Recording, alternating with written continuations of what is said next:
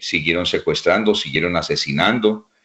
Entonces, irresponsabilidad. El ministro de Justicia, por ejemplo, con los anuncios de la ley que reforma el código penal, donde deja como si no fuera delito el tema del incesto, donde deja por fuera como si no fuera delito el tema del ataque y la agresión a cultos religiosos,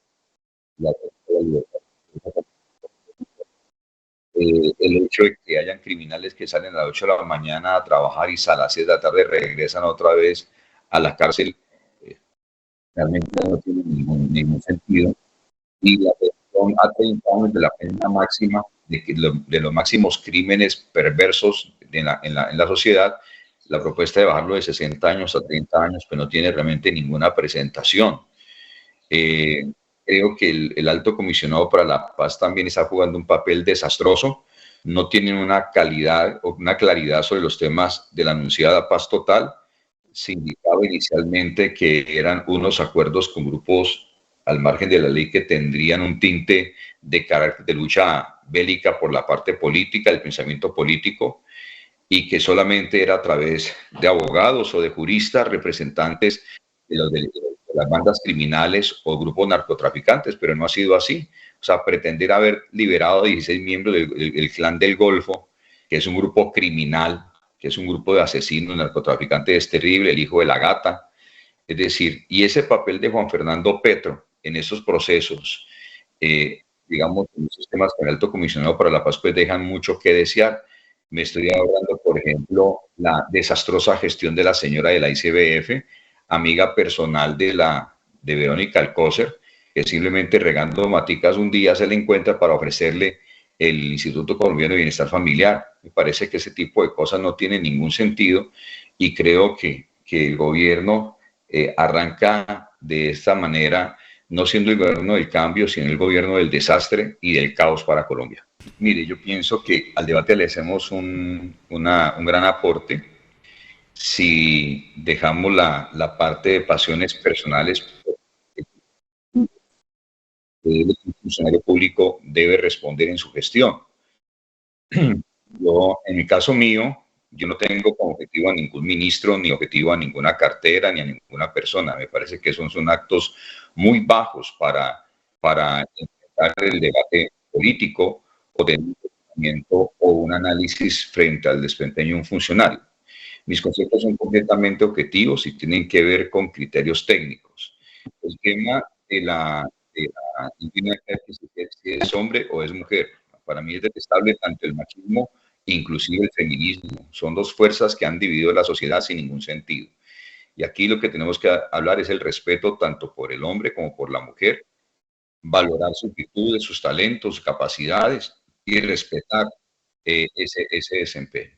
En el caso de la ministra Irene, en el caso mío hablé y destaqué su hoja de vida y su experticia en temas filosóficos, en temas ambientales, pero en los temas del concepto y el manejo de lo que una transición energética no tiene ni idea de ese tema. Los conceptos que demandan, por ejemplo, la exploración y la explotación, inclusive nuevos contratos de exploración, son totalmente necesarios porque nosotros no tenemos un elemento que nos supla la en mínimo 15 a 20 años. Y segundo, los ingresos derivados a nivel de explotación, que la canasta exportadora conforma el 41.6%, los elementos de exportación de petróleo, de gas y de carbón, no tenemos otro elemento que lo cubra. El turismo no puede ser de la noche a la mañana el nuevo petróleo de Colombia. Un proceso que lleva, reitero, de 15 años más otros elementos que hacen parte, primero, de cubrir y segundo, cubrir el hueco que abriría en el tema fiscal, en los elementos exportadores y en los elementos de agregación en los temas de lo que son los impuestos derivados. Es importante que eso lo tengamos en cuenta porque no es algo personal, ni en el caso mío que tenga en la mira a alguien, personas que yo respeto, porque nunca lo he hecho. El tema de la ministra Carolina Corcho, a quien también conozco no hace poco, hace muchos años. Respeto su conocimiento técnico, es una médico especializada en el tema de psiquiatría y otros elementos. ministra no ha sido concreta en el tema del texto de la reforma a la salud. Los mismos gremios han hecho reclamos, gremios de la salud, y los temas de improvisar, los temas de reaseguramiento de la salud, que es muy delicado, el aseguramiento de reaseguramiento, no son cosas para improvisarlas. No es que desaparecen las EPS y entonces se fortalecen las ADRES y que con las ADRES fortalecidas vamos a tener que tenemos las EPS. Eso hay que demostrarlo con técnicas, eso hay que demostrarlo con documento y hasta este momento no ha sido posible porque hasta este momento no se muestra que sea posible esa articulación. Casi 1.000 millones, escuchen esto, son casi 1.000 millones de trámites que se dan para asegurar cosas. Le doy un ejemplo. Hay un tratamiento para personas que están entrando, por ejemplo, a ciertos casos de osteoporosis. Tengo un caso cercano a una persona cercana. Tiene que aplicarse una inyección todos los días por 2 años para evitar llegar a cosas obviamente más agresivas en su salud. Esa inyección vale 7 millones de pesos. Entonces, cuando usted no tiene en cuenta ese tipo de aseguramiento y reaseguramiento, personas con ese tipo de enfermedades quedan completamente expuestas y esto cuesta vidas. Es que los errores en la salud cuestan vidas. Entonces, yo les insisto, no se desgastan conmigo en el tema ideológico, no, hablemos de temas técnicos y prácticos de decisiones públicas, políticas en el debate, técnicas, y encontraremos que lo que estamos cuestionando tiene una razón, que tiene un sentido y que las ministras tienen que poner las pilas en otra. Inclusive, respectivamente, en el caso de una ministra, hago de un caso al costado, renuncie, usted no está en ese tema. Este es un tema que la desborda a usted en este momento. Usted puede tener otra experticia, puede aportarle en el gobierno de otra función, desde otro ministerio, pero en este ministerio está en el lugar equivocado, como estaba equivocado el nombramiento de la Hacienda de Bienestar Familiar, nada que ver. O sea, los grados de desnutrición y atención en la niñez se fueron a pico con la gestión de la señora que está en ICBF. Es que no estamos hablando de que sean mujeres o sean hombres, creo que estamos hablando es que no tienen la competencia para hacer la labor que le está confiando el Senado Daniel Rueda también. Es que la gestión que tiene el alto comisionado para la paz es un enredo absoluto lo que el señor está haciendo. Entonces un día dice que sí tiene para todo listo para los 16 miembros del clan del Golfo y del hijo de la gata, y otro dice que no, que eso fue un error, que eso no tiene nada que ver. Entonces, ese tipo de cosas son las que no puede pasar. Y no digamos mentira, los indicadores de inseguridad en Colombia están absolutamente disparados. El hurto, el homicidio, el microtráfico, vuelvo y repito, aquí ninguno de los que ha expresado me ha negado que efectivamente los miembros de esos grupos al margen de la ley se están hoy caminando contra las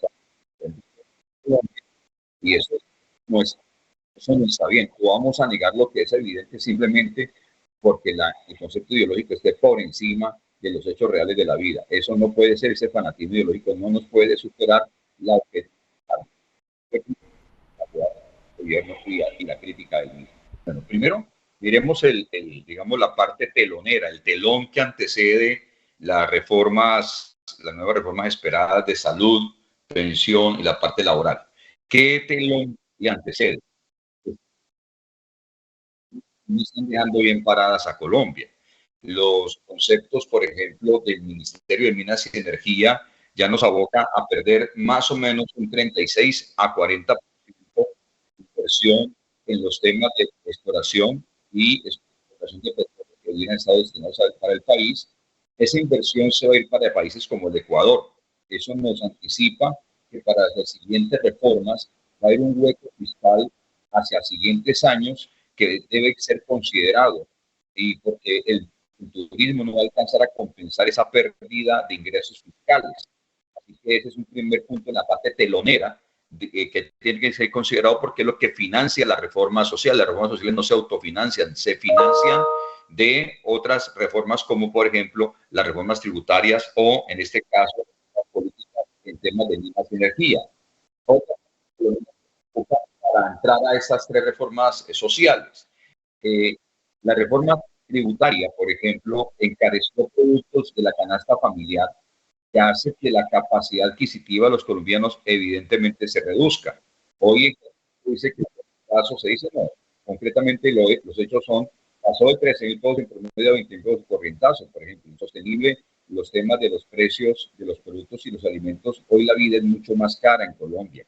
El incremento de los 1.200 pesos de la gasolina en los últimos 3 meses también es un elemento telonero importante para abordar esas reformas sociales. Es decir, que la parte económica de la ciudadanía está muy afectada de cara ahora a esas reformas. La economía también de las empresas. Ustedes saben una serie de decisiones que se tomaron para quitar una serie de excepciones, unas con las que comparto, otras no, que fueron muy extremas, y que hace que obviamente el disponible para sostener unas reformas sociales sea muy compleja, porque finalmente es el bolsillo de los colombianos y el bolsillo de las empresas que entran a financiar estas reformas sociales. Ahora entremos en la reforma social.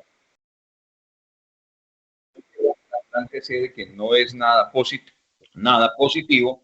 El tema de la salud, por ejemplo. En los temas de la salud, hay que analizar claramente el tema de aseguramiento y reaseguramiento de la salud. Tenemos una cobertura por encima del 93% en atención de salud.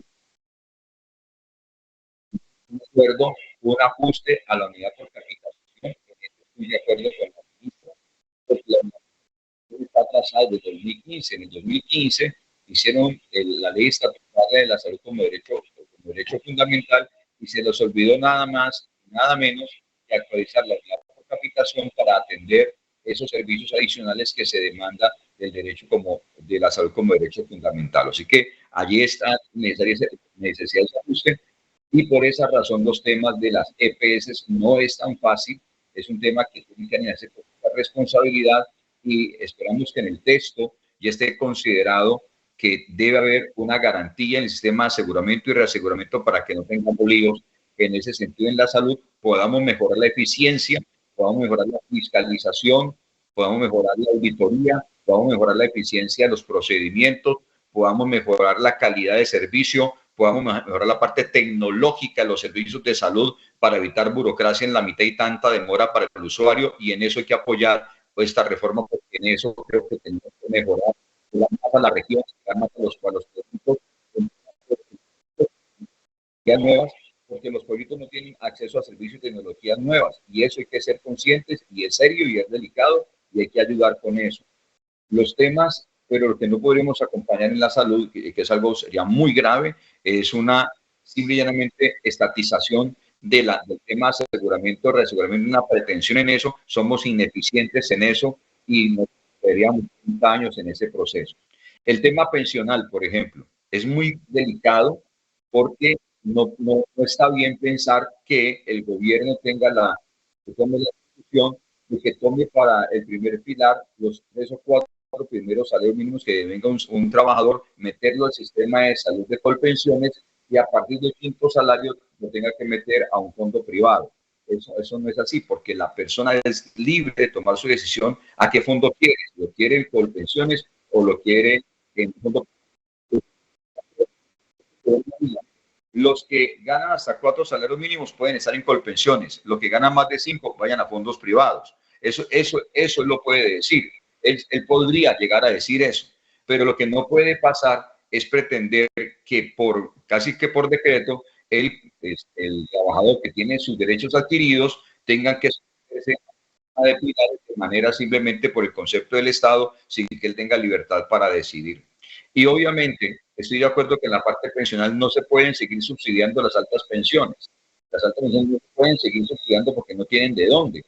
Y a partir de una pensión de 5 o 6 salarios mínimos para adelante, tiene que ser parte de un ahorro personal en el fondo privado de pensiones, y el Estado no tiene por qué seguir subsidiando, porque cuando hay un ahorro, hoy en día, la pensión máxima es equivalente al 40% de lo que la persona gana en los últimos 10 años, pero el que está en Colpensiones le dan un subsidio adicional garantizando casi el 80-85% del valor pensional. Esa diferencia entre 40 y 85% no tenemos de dónde seguirlo subsidiando, y de 5 salarios mínimos para arriba hay que decir a la gente que si quiere una mejor pensión tiene que ahorrar más, ahorrar en los fondos de pensiones privados, pero que el Estado no tiene por qué seguir subsidiando las pensiones altas. En eso estoy de acuerdo y creo que hay que hacerlo de esa manera, y con lo que no estoy de acuerdo es que el Estado le tome, digamos, por derecho propio, sin que el trabajador esté de acuerdo, que los 4 primeros salarios los tenga que meter obligatoriamente a Colpensiones. Esa sí no.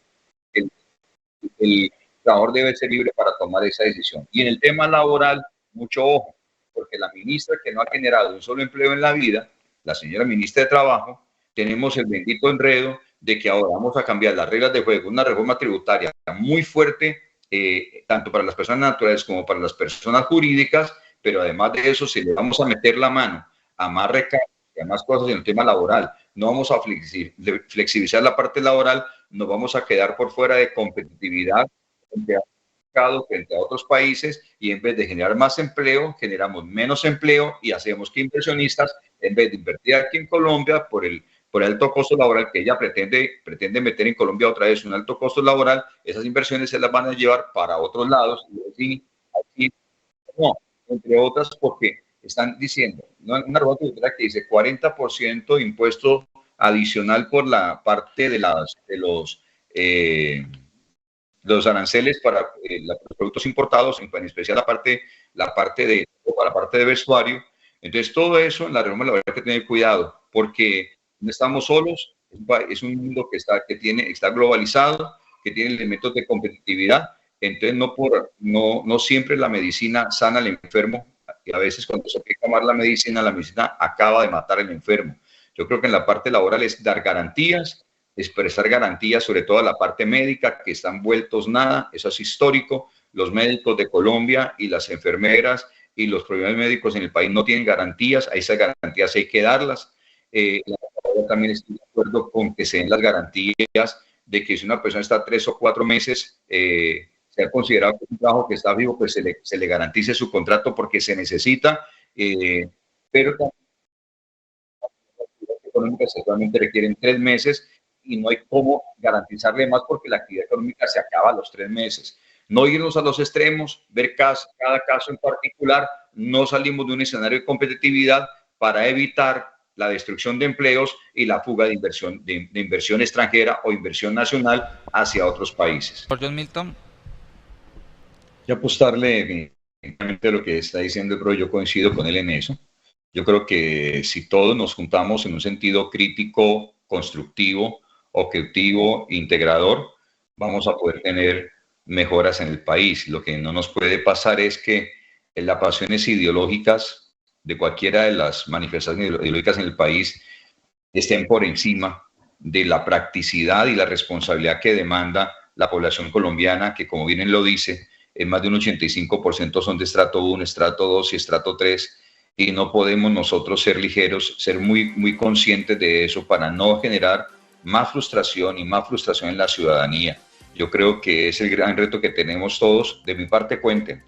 Dios me libre de tener esas pasiones ideológicas que en vez de juntarnos para construir propósitos mancomunados, más bien nos alejan, nos ponen en escenarios de violencia que no son necesarios. Y una invitación para aquellos que se vayan a marchar tanto el 14 de febrero como el 15 de febrero. Las marchas son legítimas. Lo que no es legítimo es que seamos violentos. Lo que no es legítimo es que dañemos los bienes públicos. Lo que no es legítimo es que nos agredamos entre nosotros. Lo que no es legítimo es que agredamos la fuerza pública.